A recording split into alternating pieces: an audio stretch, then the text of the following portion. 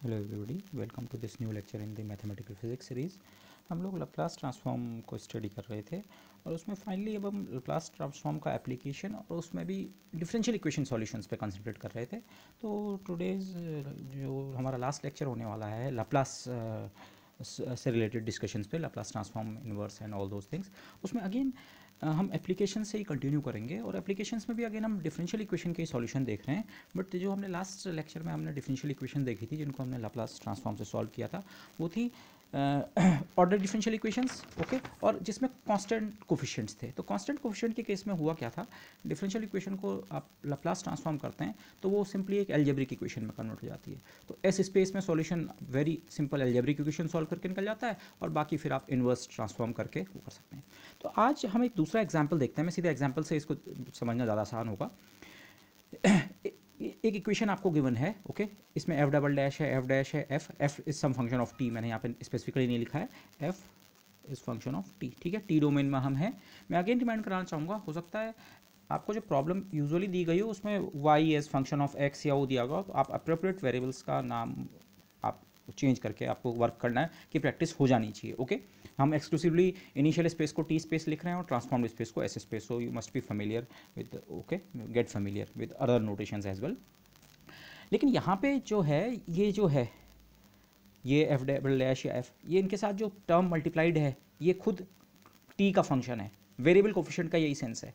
पिछले केस में जो एग्जांपल थे, ये 2 या 3 या 4 या कोई नंबर था, सम कांस्टेंट यहाँ ये जैसे ये 2 कांस्टेंट है स्टिल, लेकिन ये तो इसी को हम कहते हैं variable coefficients. Ordinary differential equation है बट इसमें कोफिशिएंट्स क्या हैं, वेरिएबल है।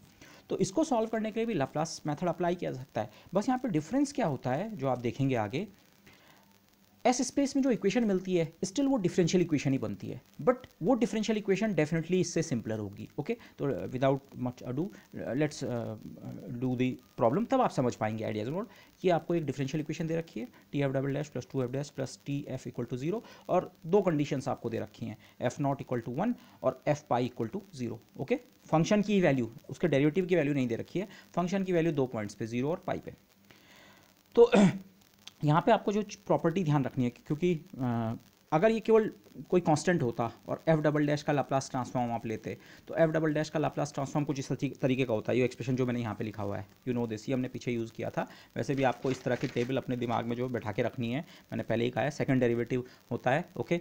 नोटेशन थोड़ा ध्यान रखेंगे, हमारे नोटेशन में टी स्पेस के फंक्शंस को कैपिटल से और एस स्पेस के फंक्शंस को स्मॉल से लिखा है, लेकिन इस टेबल में अलग है। बट डबल डिफरेंशिएशन को आप जो लाप्लास ट्रांसफॉर्म होता है, S square Laplace transform of the original function minus S times value of function at zero minus F dash at zero, okay. तो ये तो तब होता अगर ये एफ डबल डैश या इसका 3 टाइम्स या 7 टाइम्स होता, कांस्टेंट होता, तो उतना है। लेकिन अगर टी के एक्स्ट्रा फैक्टर मल्टीप्लाइड होते हैं तो उसका भी लाप्लास ट्रांसफॉर्म हमें पता है, कोई किसी चीज़ का लाप्लास ट्रांसफॉर्म आपको पहले से नोन है, और वो अगर टी के एक्स्ट्रा फैक्टर से मल्टीप्लाइड हो, टी के एक फैक्टर से मल्टीप्लाइड हो, तो लाप्लास ट्रांसफॉर्म का खुद डी बाई डी एस आपको लेना पड़ता है with a minus sign.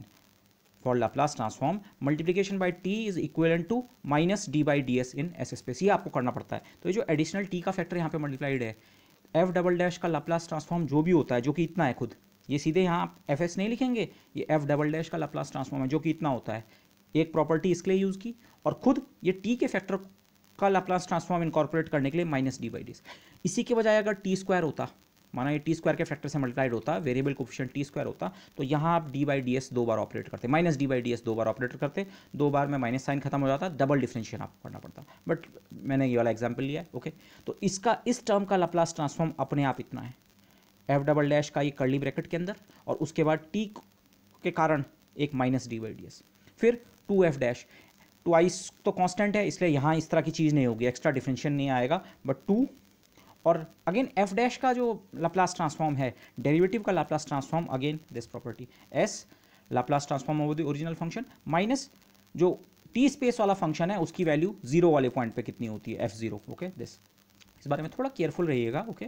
Practice के साथ ये चीज़ ठीक हो जाती है, अदरवाइज इन टर्म्स में जो फर्स्ट टर्म आता है एस स्क्वायर या हायर डेरिवेटिव का, तो एस क्यूब x4 से मल्टीप्लाई हो सकता है, पर उसके साथ लाप्लास स्पेस एस स्पेस वाला फंक्शन आता है, और जबकि ये जो बाकी पॉइंट्स पे, जीरो वाले पॉइंट पे जो इवेल्युएटेड होता है एफ या एफ डैश या एफ डबल डैश, वो ओरिजिनल स्पेस वाला फंक्शन होता है, वो फंक्शन, उसके derivative and so on. Okay, तो ये, और लास्ट में फिर से ओके, एफ का लाप्लास ट्रांसफॉर्म तो हमने स्मॉल एफ, मैंने यहाँ पे लिखा नहीं है बट वो एज्यूम्ड है, कैपिटल एफ का लाप्लास ट्रांसफॉर्म स्मॉल एफ, लेकिन वो एक टी के फैक्टर से मल्टीप्लाइड है, तो टी के फैक्टर से मल्टीप्लाई होने पे अगेन ये वाला rule minus D by D S, minus D by D S, तो minus D by D S of F. Okay, तो लेफ्ट हैंड साइड का लाप्लास ट्रांसफॉर्म इतना, राइट हैंड साइड का जीरो। तो आप यहाँ ऑटोमेटिकली देख रहे हैं वेरिएबल कोफिशिएंट को कंपनसेट करने के लिए एस स्पेस में आपको डिफरेंशिएट करना पड़ता है, तो इसी डिफरेंशिएशन के कारण एस स्पेस में भी आपको डिफरेंशियल इक्वेशन मिलेगी। अगर ये कोफिशिएंट्स कांस्टेंट होते तो ये डिफरेंशिएशन कहीं नहीं आता, तो फिर ये अलजेब्रिक इक्वेशन जैसे हमारे पिछले एग्जाम्पल्स में मिली, बट अब की बार हमें मिलेगी अगेन डिफरेंशियल इक्वेशन। ओके, अब आप वैल्यूज़ यहाँ पुट करें, वैल्यूज़ में बाद में पुट करूँगा, पहले ये डिफरेंशिएशन आप एक्स के रेस्पेक्ट में कर रहे हैं, इसमें कहीं भी एस नहीं है, तो ये टर्म की वैल्यू जो भी होती है वो अनइम्पॉर्टेंट हो जाएगी इस एक्सप्रेशन में। इसका differentiation zero, S square F के डिफरेंशिएशन से दो टर्म मिलेंगे। Remember F is a function of S, मैंने एक्सप्लिसिटली लिखा नहीं है, बट एफ जो है स्मॉल एफ, जो कि कैपिटल एफ का लाप्लास ट्रांसफॉर्म एस का फंक्शन है, तो जब यहाँ एस के रेस्पेक्ट में डिफरेंशिएशन करेंगे, एक बार एस स्क्वायर का डिफरेंशिएशन होगा, एक बार एफ का, अगेन यहाँ एस का डिफरेंशिएशन होगा। कैपिटल एफ वैसे भी एस का फंक्शन नहीं है, और ये तो फंक्शन भी नहीं है, ये तो उस फंक्शन की वैल्यू एक पर्टिकुलर पॉइंट पे, ये तो एक न्यूमेरिकल वैल्यू है जो कि इन केस में हमें दे भी रखी है, नहीं भी दी होती, ये जस्ट एक नंबर है, तो इसका डिफरेंशिएशन नहीं होगा। और ये इसमें तो एस कहीं है ही नहीं, अगेन ये नंबर है, एस कहीं नहीं है, तो इसका डिफरेंशिएशन नहीं होगा, या जीरो मिलेगा यहाँ से। तो अगर आप यहाँ से इस डी बाई डी एस को यहाँ ऑपरेट करें तो माइनस को बाहर ही रहने दें, S square F dash. Okay, dash notation हमारा इस सेंस में वर्क कर रहा है, मैंने यहाँ लिखा भी होगा, कैपिटल एफ पे डैश लगा रखा है, मतलब डिफरेंशिएशन टी के रेस्पेक्ट में ऑटोमेटिकली, और स्मॉल एफ डैश पे एप्रोप्रिएट वेरिएबल जिसका वो फंक्शन है उसी के रेस्पेक्ट में पार्शियल डिफरेंशिएशन। ओके, दिस, तो ये यहाँ से दो टर्म मिले, दिस एंड दिस, यहाँ से एक ही टर्म मिला, एस का डिफरेंशिएशन हो गया, एफ नॉट बचा, बाकी इसका ये टर्म खत्म हो गया, यहाँ सिंपली मल्टीप्लाई कर दो दिस एंड दिस, और last term minus F dash. तो इन टर्म्स को आप थोड़ा रीअरेंज करें, कुछ कैंसिलेशन वगैरह हो रहा है, ओके, वो आप एल्जेब्रिक मैनिपुलेशन करें। लास्ट में आपके पास एफ डैश का टर्म दो जगह से आया, यहाँ से भी आया, यहाँ से भी आया, उसका रीज़न आप ट्रेस कीजिए, ये तो एक पर्टिकुलर इक्वेशन है, लेकिन हमेशा आपको यही पैटर्न देखने को मिलेगा, डी बाई डी एस जो है ये आपको एफ डैश भी दे देगा एक्सप्रेशन में। ओके, और अगर ये डबल डिफरेंशिएशन तक जाता, माना ये टी स्क्वायर के फैक्टर से मल्टीप्लाइड होता, या ये वाला टी स्क्वायर से मल्टीप्लाइड होता, तो यहाँ एफ डबल डैश, तो आपको यहाँ भी partial equation, differential equation, partial नहीं डिफरेंशियल इक्वेशन मिलेगी। ओके, ऑर्डिनरी मिलेगी दिस, तो ये जैसे इस केस में ये मिली, लेकिन ये इक्वेशन होपफुली, और आपको यूजुअली ऐसी होगा, ये इक्वेशन होपफुली इससे ईजियर टू सॉल्व होगी, क्योंकि इस इक्वेशन में जो वो है ऑर्डर देखें आप, जैसे इस पर्टिकुलर केस में क्या हुआ, ऑर्डर क्या है, फर्स्ट ऑर्डर की है। ओके, कोई ज़रूरी नहीं है फर्स्ट ऑर्डर की मिले, अगर यहाँ टी स्क्वायर होता तो ये सेकंड ऑर्डर की बन जाती, बट यूजुअली आपको ये equation much easier to solve. तो एस स्पेस में हम इस डिफरेंशियल इक्वेशन होने के बावजूद इसको सॉल्व कर पाएंगे, और एस स्पेस में सॉल्व करने का मतलब स्मॉल एफ निकालना, स्मॉल एफ निकल गया तो उसका इन्वर्स लाप्लास ट्रांसफॉर्म करके ओरिजिनल एफ भी निकाल देंगे। ठीक है, अच्छा, इस एक्सप्रेशन तक आते आते एफ नॉट जो है इसकी मैं वैल्यू भी पुट कर सकता हूँ, एक जो बाउंड्री कंडीशन है उसको मैं यूज़ कर सकता हूँ, एफ नॉट इक्वल टू 1 अगर मैं यहाँ यूज़ कर दूँ तो फिर मैं इस इक्वेशन को इंटीग्रेट करके ये स्मॉल एफ को इवेलुएट कर सकता हूँ। तो एफ नॉट की जगह अगर मैं 1 रख दूँ, एफ नॉट की जगह 1, ये इक्वेशन है, this is still a differential equation in S space, so we need to solve this equation to obtain F S. S space का जो सॉल्यूशन है उसके लिए इस इक्वेशन को सॉल्व करना है, इस डिफरेंशियल इक्वेशन को, बट ये इक्वेशन सिंपल है, और इस केस में तो रिलेटिवली वेरी सिंपल है। ओरिजिनल इक्वेशन वेरिएबल कोफिशिएंट्स और पता नहीं क्या क्या उसमें फीचर्स दिख रहे थे, और सेकंड ऑर्डर तक की इक्वेशन थी, उसके मुकाबले this equation is much easier to solve. Okay, solve करना मतलब इसे आप इंटीग्रेट बहुत ईजिली कर सकते हैं। ओके, और एक बार स्मॉल एफ निकल जाएगा, उसका इन्वर्स लाप्लास ट्रांसफॉर्म करके टी स्पेस का सॉल्यूशन निकाल सकते हैं। जैसे एफ डैश आप यहाँ लिखें -1 ओवर एस स्क्वायर प्लस 1, इसको सीधे इंटीग्रेट कर दें, एफ डैश का मतलब ही ये है, let me right it over here, D F over D S. Okay, तो डी एफ को यहाँ रहने दो, डी एस को यहाँ ले जाओ, you know this mathematics. Okay, तो इंटीग्रेशन करें तो एफ जो है -1 upon S square plus 1, 1 upon S square plus 1 होता है tan इनवर्स एस का डिफरेंशिएशन, सो माइनस साइन के अलावा this is tan inverse S plus some constant of integration. Okay, ये कांस्टेंट ऑफ इंटीग्रेशन इसलिए ज़रूरी है, हमें कैपिटल एफ को कुछ बाउंड्री कंडीशन सेटिस्फाई करनी है। एक कंडीशन तो हम यूज़ कर चुके हैं, हमारे पास दो कंडीशंस थी, एफ नॉट इक्वल टू 1, वो तो मैंने यूज़ कर ली जब इस एफ नॉट की जगह 1 वो किया, तो मतलब इसके बाद जो हमारा सॉल्यूशन निकला है उसके वो इस कंडीशन को ओबे कर रहा होगा, लेकिन ये कंडीशन अभी कहीं यूज़ नहीं हुई है, F at pi must be equal to 0, तो ताकि उस कंडीशन को भी हमारा फाइनल सॉल्यूशन ओबे करे, हमको एक कांस्टेंट ऑफ इंटीग्रेशन की यहाँ जरूरत पड़ेगी। ओके, अब ये कांस्टेंट ऑफ इंटीग्रेशन एक्चुअली अभी फिक्स नहीं किया जा सकता है डायरेक्टली एटलीस्ट, क्योंकि आपको बाउंड्री कंडीशन दे रखी है कैपिटल एफ पे, जबकि आपको जो सॉल्यूशन मिला है वो स्मॉल एफ के टर्म में है। ओके, एक तरीका तो ये है, आप यहाँ से इसका इन्वर्स लाप्लास ट्रांसफॉर्म कीजिए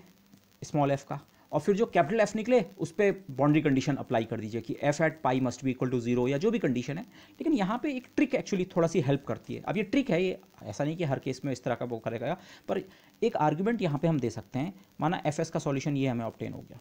अब यहाँ पे जो ट्रिक है वो ये है, आपको ये पता है लाप्लास ट्रांसफॉर्म जो एस स्पेस में S variable tends to infinity, तो लाप्लास ट्रांसफॉर्म किसी भी फंक्शन का हो दैट गोज टू 0।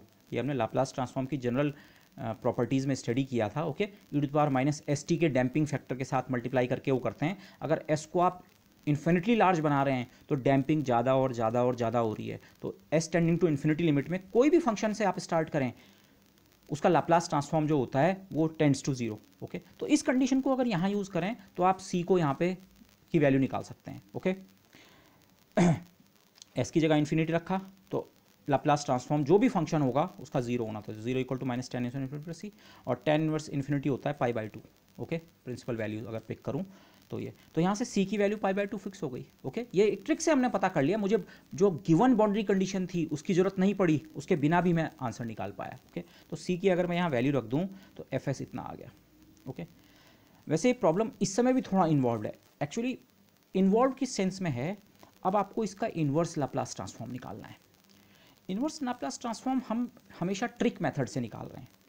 जैसे अभी आप नेक्स्ट हम जो टॉपिक शुरू करने वाले हैं जहाँ पे हम फूरियर ट्रांसफॉर्म की बात करेंगे, फूरियर ट्रांसफॉर्म में आप देखेंगे हमारे पास फूरियर ट्रांसफॉर्म का भी एक एक्सप्रेशन होता है, इंटीग्रल होता है, और इन्वर्स फूरियर ट्रांसफॉर्म का भी एक एक्सप्रेशन होता है। तो इन प्रिंसिपल आप हमेशा इन्वर्स फूरियर ट्रांसफॉर्म किसी भी फंक्शन का निकाल सकते हैं। पर यहाँ पे जब इन्वर्स लाप्लास ट्रांसफॉर्म की बात आ रही है तो इन्वर्स लाप्लास ट्रांसफॉर्म हम ट्रिक से निकाल रहे हैं, डिफरेंशियल इंटीग्रेशन वगैरह के ट्रिक्स के अलावा आपको ये पता होना चाहिए ये किसका इन्वर्स लाप्लास ट्रांसफॉर्म बन सकता है। तो ये काम हमेशा स्ट्रेट फॉरवर्ड हो सकता है ना हो, इसलिए मैं कह रहा हूँ ये यहाँ इसके बाद भी आप अटक सकते हैं। अगर आपको ये नहीं पता कि ये किसके लाप्लास ट्रांसफॉर्म से ऑब्टेन होता है तो आप ओरिजिनल फंक्शन पे शायद ना पहुँच पाएँ। ओके, अच्छा आप चाहे तो इसे ऐसे भी ले सकते हैं, तभी भी आप ट्राई कर सकते हैं। ओके, लेकिन यहाँ पे जो है जो चीज़ जिससे मैंने इसका सॉल्यूशन वैसे मैंने सीधे लिख दिया है, बट ये सॉल्यूशन लिखा कैसे है, actually this comes with practice, और साथ साथ आपके पास इस तरह की टेबल आपने दिमाग में अगर बैठा रखी हो, और उसके अलावा भी आपने बहुत सारे फंक्शंस के साथ प्रैक्टिस अगर की हो कि किसका लाप्लास ट्रांसफॉर्म इतना होता है। जैसे यहीं पर देखिए, जब आप 1/s² + 1 का इंटीग्रेशन कर रहे हैं, अगर आपको एलिमेंट्री फॉर्मूले ध्यान नहीं है कि ये तो tan इनवर्स s का इंटीग्रेशन होता है, तो आप यहाँ पे से आगे नहीं बढ़ सकते हैं। अदरवाइज़ है इंटीग्रेशन की प्रॉब्लम, लेकिन आपको कुछ स्टैंडर्ड इंटीग्रल्स याद नहीं है, आपने प्रैक्टिस नहीं की हैं, तो ये स्टेप आपके लिए बहुत मुश्किल हो सकता है। वही पॉइंट मैं यहाँ पे कह रहा हूँ, इन्वर्स लाप्लास ट्रांसफॉर्म में ऐसा कहाँ मिलता है। अगर आपने बहुत प्रैक्टिस की होगी कई फंक्शंस के साथ तो आपके दिमाग में ही बैठा होगा। Okay, for example tan inverse s + π/2 कहाँ बनता है, इसका मैं सीधे आपको आंसर दे रहा हूँ। आप पहले ये रिजल्ट हम जानते हैं, लाप्लास ट्रांसफॉर्म में अगर आप ओरिजिनल फंक्शन को t से डिवाइड करें तो जो रिजल्ट होता है इस स्पेस में वो होता है ओरिजिनल फंक्शन जो भी रहा होगा उसे x के टर्म में एक्सप्रेस करो और s से इन्फिनिटी तक इंटीग्रेट कर दो। Okay, division by t is equivalent to integration in s space, something like this, ऐसा हमने कहा होगा। तो अगर इस f(x) की जगह 1/x² + 1 हो, माना ये यहाँ कैसे आएगा वो बाद में देखते हैं, प्लस पर इस f(x) की जगह अगर 1/x² + 1 हो, x की जगह आप s भी सोच सकते हैं, अगर ये s के टर्म में होता तो fs होता 1/s² + 1, पर से ये इतना है। तो अगर आप इसका इंटीग्रेशन करें, 1/x² + 1 का इंटीग्रेशन होता है tan इनवर्स x। ओके, और tan इनवर्स x पे s और इन्फिनिटी लिमिट्स पुट करें तो tan inverse infinity minus tan inverse s, और tan इनवर्स इन्फिनिटी एक्जैक्टली यही expression π/2 minus tan inverse s, π/2 minus tan inverse s। ये अगर small f की जगह 1/s² + 1, अब मैं s के टर्म में बात कर रहा हूँ, अगर स्मॉल f की जगह 1/s² + 1 हो तो ये इसका लाप्लास ट्रांसफॉर्म होता है। बट खुद ये 1/s² + 1 किसके लाप्लास ट्रांसफॉर्म से मिलता है भाई, ये f वो वाला फंक्शन होना चाहिए जिसका खुद का लाप्लास ट्रांसफॉर्म स्मॉल f था, और स्मॉल f हमने फिक्स कर दिया हमारी प्रॉब्लम के लिए। मुझे अगर ये मेरा स्मॉल एफ 1/s² + 1 बन जाए in terms of S, in terms of x 1/x² + 1। Okay, अगर ये इतना बन जाए तो मेरा काम बन सकता है, राइट हैंड साइड एग्जैक्टली जो मैं एफ चाह रहा हूँ एस स्पेस में ही बन जाएगा। तो मैं लिख दूंगा अच्छा इसका इन्वर्स लाप्लास ट्रांसफॉर्म इतना होता है ft/t। लेकिन पहले आपको ये पता करना है ये 1/s² + 1 किस कैपिटल एफ से ऑब्टेन होता है। उस कैपिटल एफ को जब टी से डिवाइड करेंगे तो हमारा काम बन जाएगा। तो वो कैपिटल एफ 1/s² + 1, ये तो आप अब तक जान चुके होंगे with good amount of practice, ये साइन टी का लाप्लास ट्रांसफॉर्म होता है। ओके, साइन ए टी या साइन के टी का हमें जनरल पता है, वहाँ ऊपर के का फैक्टर आता है और s² + k² आता है। तो के की जगह 1 है तो साइन के टी की जगह साइन टी। तो साइन t/t का लाप्लास ट्रांसफॉर्म अगर आप निकालें तो आप चेक कर सकते हैं वो इतने के बराबर है। ओके, अब इसको निकालने का हमारे पास कोई स्ट्रेट फॉरवर्ड मेथड नहीं है, तो इसीलिए मैं कह रहा हूँ अगर आपने प्रैक्टिस की है तो ये आपको कहीं ना कहीं दिमाग में रहेगा। तो फिर आप लिख सकते हैं अरे इसका इन्वर्स लाप्लास ट्रांसफॉर्म इतना होता है साइन t/t। वैसे आप इस फंक्शन को ऐसे भी लिख सकते हैं, ये tan इनवर्स 1/s हो चुका है, s के बजाय 1/s, वो ट्रिग्नोमेट्रिक आइडेंटिटीज़ की मदद से आप लिख सकते हैं, पर इसकी मुझे ज़रूरत नहीं पड़ी। ओके, इस से भी आप प्रोसीड कर सकते थे, बट ये विथ सफिशिएंट प्रैक्टिस, ये हमारे पास अगर नॉलेज है तो मैंने इसका इन्वर्स लाप्लास ट्रांसफॉर्म। बट यहाँ पे मेरा पॉइंट ये भी नहीं था। देखो ये प्रॉब्लम में सोच सकते हैं आप, अच्छा ये यहाँ के बाद मैं फंस रहा हूँ, पर हो सकता है गिवन प्रॉब्लम में हम बेसिकली आइडियोलॉजी की बात कर रहे हैं, फिलॉसफी, किस तरह से डिफरेंशियल इक्वेशन को सॉल्व करना है अगर कोफिशिएंट्स वेरिएबल भी हैं। एस स्पेस में जाओ, लाप्लास ट्रांसफॉर्म करो इक्वेशन को, एस स्पेस में जाओ, वहाँ अगेन डिफरेंशियल इक्वेशन बनेगी, लेकिन वो सिंपलर होगी होपफुली, उसे सॉल्व करो, आपको एफ एस निकल गया, इन्वर्स लाप्लास ट्रांसफॉर्म करो दिस। सो एक एग्जाम्पल था। हाँ, लास्ट में एक चीज़ जरूर चेक कर लें, क्योंकि इस सॉल्यूशन को निकालते हुए हमने ये वाली बाउंड्री कंडीशन यूज़ नहीं की। एक बाउंड्री कंडीशन और थी, capital F at pi must be equal to 0, क्योंकि इस कंडीशन के बिना ही मैंने सी की वैल्यू फिक्स कर दी थी बाई सम अदर ट्रिक। लेकिन अगर आप इस फंक्शन की वैल्यू पाई पे निकालें, साइन पाई/पाई, साइन पाई इज 0, 0/पाई इज 0, ये उस कंडीशन को भी सेटिस्फाई कर रहा है। ओके, सो ये मेरा फाइनल सॉल्यूशन हो गया। ओके, एक और एग्जांपल इसका ले लेते हैं। से ये इक्वेशन है t(d² + 1 - 2t × d - 2 acting on ft = 0। से डी कैपिटल डी में मैथमेटिक्स का नोटेशन आप यूज़ किया होगा, बट इसका मतलब है d/dt। ओके, इस स्पेस में t स्पेस में कैपिटल डी का मतलब है differential with respect to t, d² का मतलब 2 बार डिफरेंशियल, सिंगल डी का मतलब तो डबल डिफरेंशियल वाला टर्म भी जो है f का, वो भी एक वेरिएबल कोफिशिएंट से मल्टीप्लाइड है। लेकिन जो ये डी एफ का मतलब है f' एक बार डिफरेंशियल, ये वाला टर्म एक तो 1 से मल्टीप्लाइड है, तो कांस्टेंट कोफिशिएंट से भी मल्टीप्लाइड है, और एक 2t से भी मल्टीप्लाइड है। 2 तो कांस्टेंट हो गया, पर t वेरिएबल कोफिशिएंट से भी मल्टीप्लाइड है। तो यहाँ पे ये जो टर्म है f' वाला, इसमें कांस्टेंट कोफिशिएंट भी आ रहा है और वेरिएबल भी आ रहा है। दोनों को आप दो अलग अलग टर्म्स की तरह ट्रीट कीजिए। माना f' एक बार 1 से मल्टीप्लाइड है, 1 × f', और एक -2t × f'। ओके, तो लाप्लास ट्रांसफॉर्म लीनियरिटी से आप दोनों का अलग अलग ले लीजिए, और ये लास्ट टर्म 2f। ओके, साथ में माना आपको ये कंडीशंस दे रखी हैं, f ≠ = 1, f' ≠ 2। अगेन मैं यहाँ पे रिमाइंड कराऊंगा आपको, यूजुअली प्रॉब्लम जब आपको दी जाएगी एग्जाम में, डायरेक्टली हो सकता है फंक्शन ft फॉर्म मैंने लिखा हो, y as function of x वगैरह दिया हो सकता है, तो आपको अप्रोप्रिएटली ट्रांसफॉर्म करना आना चाहिए। ओके, f की जगह हो सकता है नाम y लिखा हो, t की जगह x लिखा हो, तो आपको इस तरह से प्रैक्टिस करनी आनी चाहिए। कोई जरूरी नहीं है प्रॉब्लम में उसने फंक्शन f कैपिटल F और फंक्शन ऑफ t दे रखा हो। ओके, तो मेथड वही अप्लाई करेंगे। इस इक्वेशन का अगर आप लाप्लास ट्रांसफॉर्म ले लें, ये इक्वेशन को मैंने यहाँ पे रीराइट कर दिया डैश फॉर्म में, d² एक्ट कर रहा था f पे, f', d एक्ट कर रहा था f', और ये लास्ट टर्म, ये हैं बाउंड्री कंडीशंस। इक्वेशन का लाप्लास ट्रांसफॉर्म लो, अगेन f' का अपने आप लाप्लास ट्रांसफॉर्म इतना होता है। एक एक्सप्रेशन तो हमने ये यूज़ किया। अब देखो जल्दीबाजी में मेरे से यहाँ पे गलती हो गई थी, मैंने स्मॉल f लिख दिया था, बट ये फर्स्ट टर्म में तो स्मॉल f आता है, और इनमें कैपिटल F या उसका डेरिवेटिव या और टर्म्स भी हो सकते हैं। अगर ये थर्ड ऑर्डर डेरिवेटिव होता है, f' का लाप्लास ट्रांसफॉर्म देखते थे। लेकिन f' केवल अकेले नहीं है, अगर वो अकेले होता तब तो इतना, या इसके साथ कांस्टेंट कोफिशिएंट होता 2, 3, 5, 7 समथिंग सम नंबर, तो उतना मल्टीप्लाई होता। पर ये तो t से मल्टीप्लाइड है, t की एक पावर से, मल्टीप्लाइड है, तो इस लाप्लास ट्रांसफॉर्म का खुद एक d/ds विद माइनस साइन लेना पड़ेगा। तो ये फर्स्ट टर्म का लाप्लास ट्रांसफॉर्म कुल मिला के इतना है, प्लस यहाँ आप दो टर्म के रूप में इसे कीजिए।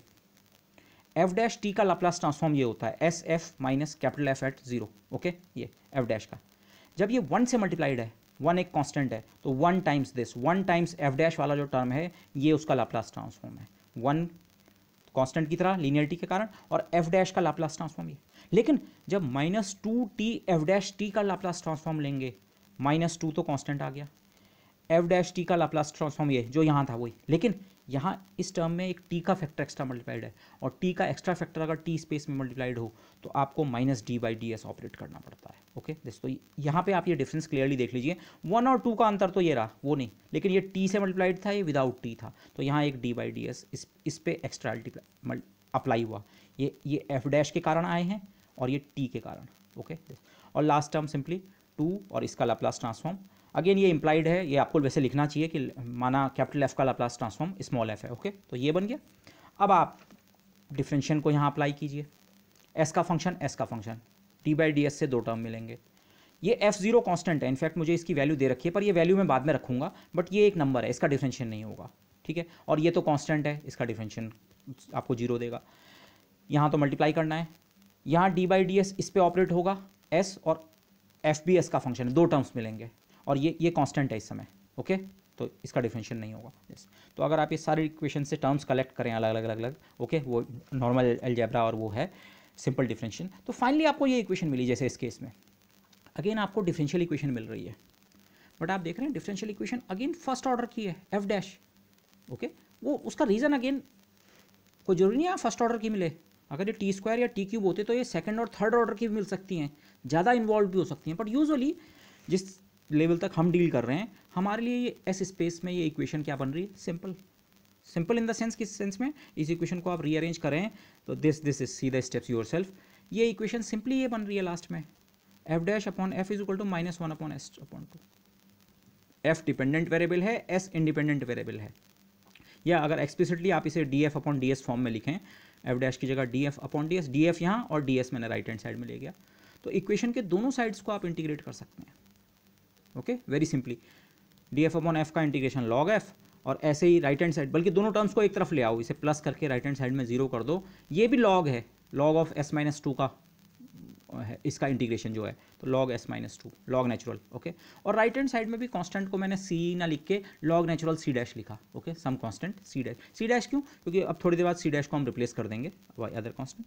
ओके इनफैक्ट सी डैश ही आएगा यहाँ पे, अगर मैं सब कुछ एक्सपोनेंशियल की फॉर्म में लिख रहा हूँ, एक्सपोनेंशियल्स को आप इसमें कन्वर्ट कर लें अगर, ठीक है, तो F into S minus 2 C, ये आपने कर रखा है सब, so I am not going to this. Basically idea ये है, philosophy again, original equation Laplace transform मिली तो डिफरेंशियल इक्वेशन, पर वो डिफरेंशियल इक्वेशन हम बड़ी इजीली सॉल्व कर पाए। ओके सॉल्व कर पाए, उसे इंटीग्रेट कर पाए, और यहाँ तक आते आते हाँ मैंने ये F0 और F0 की वैल्यू भी सब्स्टिट्यूट कर दी होगी, F0 की वैल्यू, F डैश 0 की वैल्यू अभी यूज़ नहीं हुई है, F0 की वैल्यू मेरी 1 यूज हो चुकी है दिस, तो ये बाउंड्री कंडीशन हम इनकॉर्पोरेट कर चुके हैं। मतलब यहाँ तक मुझे जो भी ये आंसर मिला, ये एस स्पेस का सॉल्यूशन है मेरा, जो मेरा डिजायर्ड फंक्शन था वो तो नहीं है ये, पर उसका एस स्पेस वाला जो भाई है, मैं भाई ये कह रहा हूँ, उसका ट्रांसफॉर्म जो है मतलब वो तो हमें मिल चुका है, लेकिन इस तक आते आते हम इस कंडीशन को इनकॉर्पोरेट कर चुके हैं, मतलब ये कंडीशन इसमें शामिल हो चुकी है, लेकिन अभी ये कंडीशन शामिल नहीं हुई है। ओके यस, लेकिन अब ओरिजिनल फंक्शन निकालने के लिए इसका इन्वर्स लाप्लास ट्रांसफॉर्म निकाल लो, सिंपली सी अपॉन एस माइनस 2 का लाप्लास ट्रांसफॉर्म, एस माइनस 2 आपको मिलता है e to the power 2t से। ओके शिफ्टिंग थ्योरम से आप इसे इतना लिख सकते हैं, तो this some constant into this, ये कांस्टेंट आप कैसे फिक्स करेंगे, आपके पास अभी एक कंडीशन इस्तेमाल के लिए बाकी है, ये कंडीशन अभी आपको इस्तेमाल के लिए बाकी है। ओके तो उस कंडीशन को आप यहाँ यूज़ करें, इस एफ टी से आप उसका एफ डैश टी निकाल लें। Okay 2c to power 2t, और एफ डैश टी की वैल्यू आपको 0 पे दे रखी है, तो t की जगह अगर आप 0 रखें, F dash 0 e to power 0 is 1, 2c बराबर 2 होना चाहिए, इसका मतलब c की वैल्यू कितनी है 1, तो c की जगह आप 1 फाइनली यहाँ सब्स्टिट्यूट करें तो आपका लास्ट में आंसर ये है।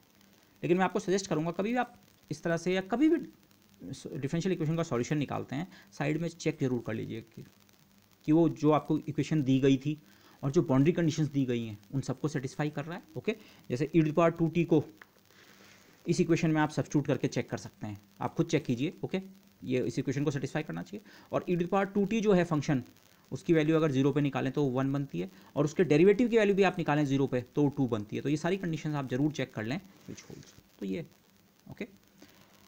और लास्ट में मैं एक सिंपल एग्जांपल कर रहा हूँ, something called simultaneous ordinary differential equations, सीधे एग्जांपल से वो करता हूँ। अब की बार माना आपके पास 2 फंक्शंस हैं, इंडिपेंडेंट वेरिएबल तो t ही है माना, ओके अगेन मैं यहाँ पे रिमाइंड कराना चाहूँगा, नॉर्मल सिनेरियो में आपको वेरिएबल का नाम एफ और जी नहीं दिया होगा, सम एक्स और वाई, और वो किसी टी का भी फंक्शन नहीं होंगे, हो सकता है जेड के फंक्शन हो, नाम अलग हो सकते हैं, बट मैंने सिंप्लिसिटी के लिए हमारे लाइन से मैच करने के लिए मैंने ये लिया है। इंडिपेंडेंट वेरिएबल है टी, और टी पे डिपेंड करने वाले दो फंक्शन है, कैपिटल एफ और कैपिटल जी, और डिफरेंशियल इक्वेशन ये दे रखी है। मैंने केवल फर्स्ट ऑर्डर की दो डिफरेंशियल इक्वेशन ली हैं, पर ये इक्वेशंस साइमल्टेनियस या कपल्ड हैं। कपल्ड का मतलब क्या है, एफ इस इक्वेशन में एफ के अलावा जी भी आ रहा है, चाहे एफ डेरिवेटिव में आ रहा है या जी जिसमें भी आ रहा है, एफ और जी की मिक्सिंग है, और इस इक्वेशन में भी एफ और जी की क्या है, मिक्सिंग। तो सेपरेट इक्वेशंस नहीं है, कपल्ड इक्वेशंस है। अब वैसे तो कपल्ड इक्वेशंस को आप इस तरह की आप सेकंड ऑर्डर इक्वेशन में कन्वर्ट कर सकते हैं, बट लाप्लास ट्रांसफॉर्म से इन इक्वेशंस को सॉल्व करना भी आसान होता है। साथ में आपको कुछ बाउंड्री कंडीशन भी दे रखी है, माना एफ नॉट इक्वल टू 8 और G naught equal to 3 for example. तो अगेन मेथड वही है, आप इन दोनों इक्वेशन का लाप्लास ट्रांसफॉर्म लो, और लाप्लास ट्रांसफॉर्म करके आपको एस स्पेस में जो इक्वेशन बने, जैसे इस केस में तो एस स्पेस में जो इक्वेशन बनने वाली हैं वो सिंपली एल्जेब्रिक इक्वेशंस ही होंगी, दो एल्जेब्रिक इक्वेशन बनेंगी और उनको सॉल्व कर लो। दो इक्वेशन है, दोनों को स्मॉल एफ और स्मॉल जी के लिए सॉल्व कर सकते हैं। स्मॉल एफ और स्मॉल जी क्या होंगे, कैपिटल एफ का Laplace transform small F, capital G का लाप्लास ट्रांसफॉर्म स्मॉल जी। ओके, तो लाप्लास ट्रांसफॉर्म करके इन सब की जगह स्मॉल एफ स्मॉल जी के टर्म में कोई एल्जेब्रिक इक्वेशन बनेगी। एल्जेब्रिक क्यों बनेगी इस समय, क्योंकि डिफरेंशिएशन कहीं भी एक्स्ट्रा पावर ऑफ टी से मल्टीप्लाइड नहीं है। इनफैक्ट कोई भी factor extra power of T से मल्टीप्लाइड नहीं है। अगर एक्स्ट्रा पावर ऑफ टी से मल्टीप्लाइड होता, टी या टी स्क्वायर से कोई भी फैक्टर मल्टीप्लाइड होता, तो फिर एस स्पेस में आपको डिफरेंशिएशन भी करना पड़ता, minus D by D S, एक बार या दो बार या तीन बार, तो वहाँ डिफरेंशिएशन। बट इस एग्जाम्पल में इन पर्टिकुलर ये सारे कोफिशिएंट्स कांस्टेंट हैं, इसका कोफिशिएंट 1 है, इसका 2 है, इसका 3 है, इसका कोफिशिएंट 1 है, इसका भी 1 है, इसका -2 है। तो कांस्टेंट कोफिशिएंट्स के कारण जब लाप्लास ट्रांसफॉर्म करके इन इक्वेशंस को देखेंगे तो एस स्पेस में हमें सिंपली मिल जाएंगी algebraic equation. Otherwise general case में एल्जेब्रो डिफरेंशियल इक्वेशन जिसे कहते हैं, एल्जेब्रिक भी और डिफरेंशियल इक्वेशन दोनों का मिक्सचर आपको मिलेगा, बट मैंने सिंपल एग्जांपल लिया है, बाकी आप खुद ट्राई कीजिएगा अगर ज़्यादा इन्वॉल्व केस है तो माना यहाँ पे मैंने एक्सप्लिसिटली लिखा है क्योंकि कैपिटल एफ का लाप्लास ट्रांसफॉर्म माना स्मॉल एफ और कैपिटल जी का लाप्लास ट्रांसफॉर्म माना स्मॉल जी। तो जो हमें दो इक्वेशंस दे रखी थी वो ये रही, मैंने D F by D T को एफ डैश लिख दिया, वही इक्वेशंस हैं गिवन इक्वेशंस, और ये रही बाउंड्री कंडीशंस। तो इन दोनों इक्वेशन का अगर आप लाप्लास ट्रांसफॉर्म लें, जो साइमल्टेनियस इक्वेशंस को हमें सॉल्व करना था, दोनों का लाप्लास ट्रांसफॉर्म आप एक साथ लें तो what you get is, this video seems to have blacked out. मैं इसके आगे इसे यहाँ पे टर्मिनेट करके इमीडिएटली सेकंड वीडियो बनाता हूँ साथ ही। ओके